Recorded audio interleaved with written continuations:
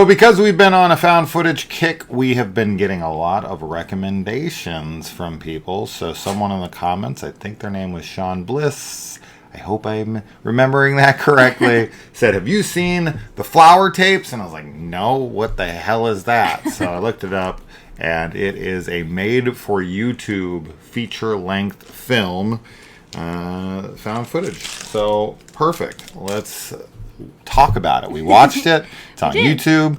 Yes. And there you go. So we got a guy here who is dealing with a breakup. He is recording footage of himself for his therapist. And he gets this Airbnb, or a B&B, as he calls it, to avoid copyright.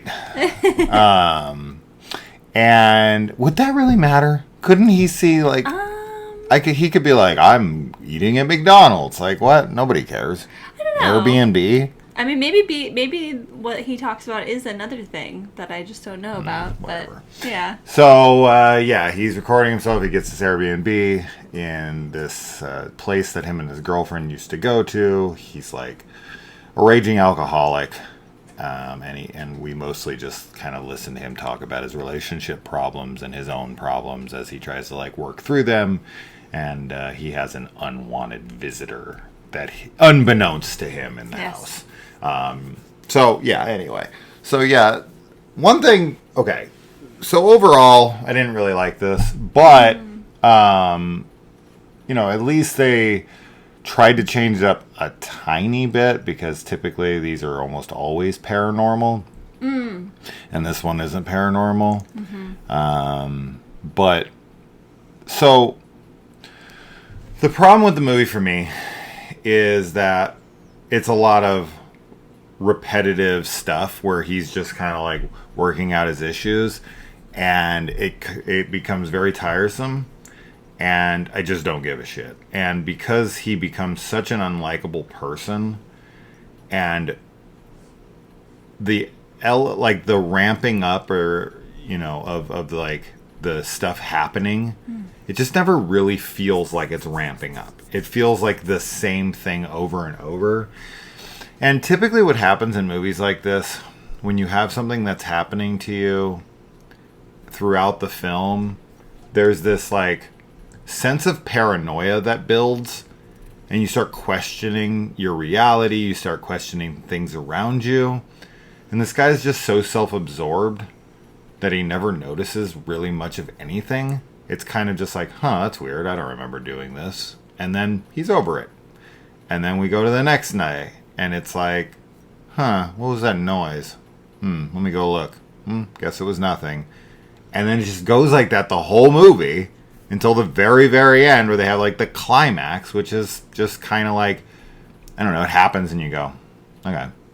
Like, I don't really care, because I don't really care about this guy anymore. He said enough things now that I'm like, I don't like you.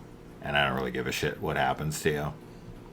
Yeah, I think like you said, it's the repetitiveness that is the thing in the film that makes it, less enjoyable, because as far as like low budget goes, like I think they did a good job with the budget they had. I think you told me it was like $300. There's the audio distortion. We're having a mic issue for some reason, where it's like doing this weird thing. Well, it stopped. We'll see if it continues to go. This is the start of our found footage. This is the start of ours, man. Just kidding. We're already more scared than he was throughout the whole film. I think that, I think you were right, too. I think that there needed to be maybe more of a reaction to the things happening. Because as far as, like, the scares and the uneasiness goes, I think that stuff was fine. I like the element of, like, person filming doesn't know what's happening, like, behind their back kind of a thing. I think that can work really well and make you very uneasy, especially when you're dealing with something where it's like an Airbnb or a hotel or whatever, because so many people have the experience of going to those places. And obviously, in particular with, an Airbnb, you're staying in somebody's home, and there always is that feeling of like, unless it's a very specific type of Airbnb, you always feel like you're in somebody's house.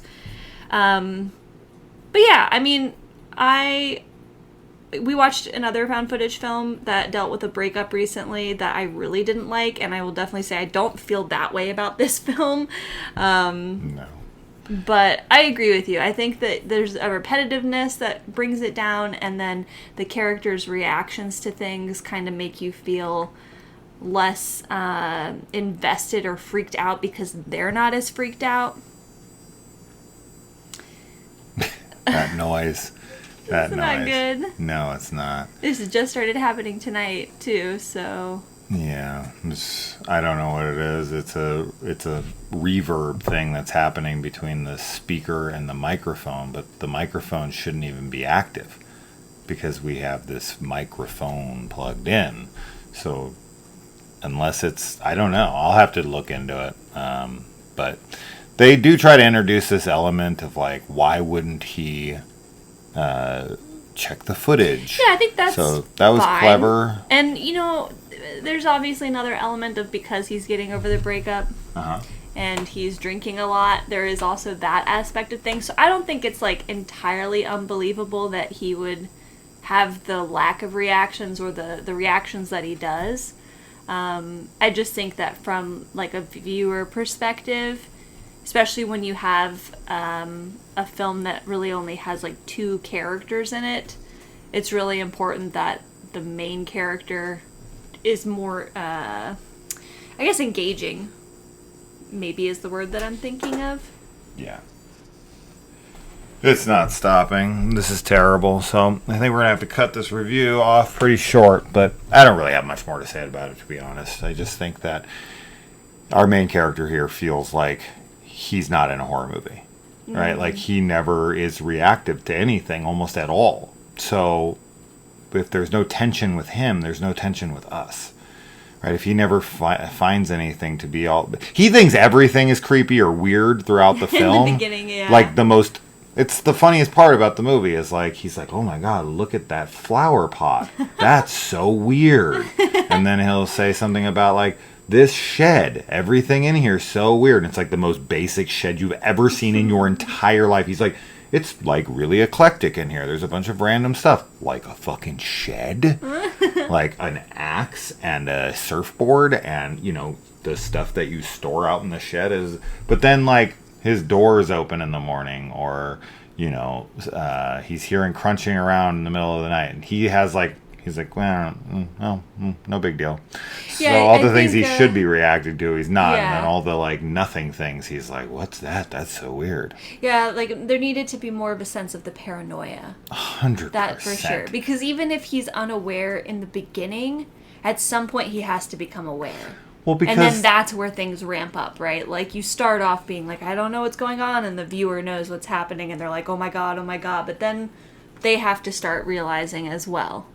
Well, you also have the issue with like, or you have the benefit of having him be like the alcoholic who is like questioning his memory and being like, but then he has the camera he could check, so that kind of makes it difficult. But then he could go back and forth on like, no, I said I wasn't going to check the footage, that kind of stuff. But I don't know, he never questions anything, and it's just, And last thing.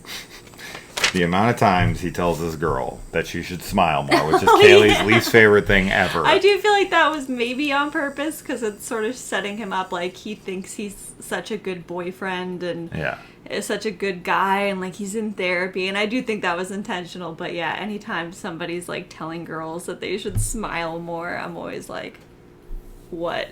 There's 2 characters in this movie.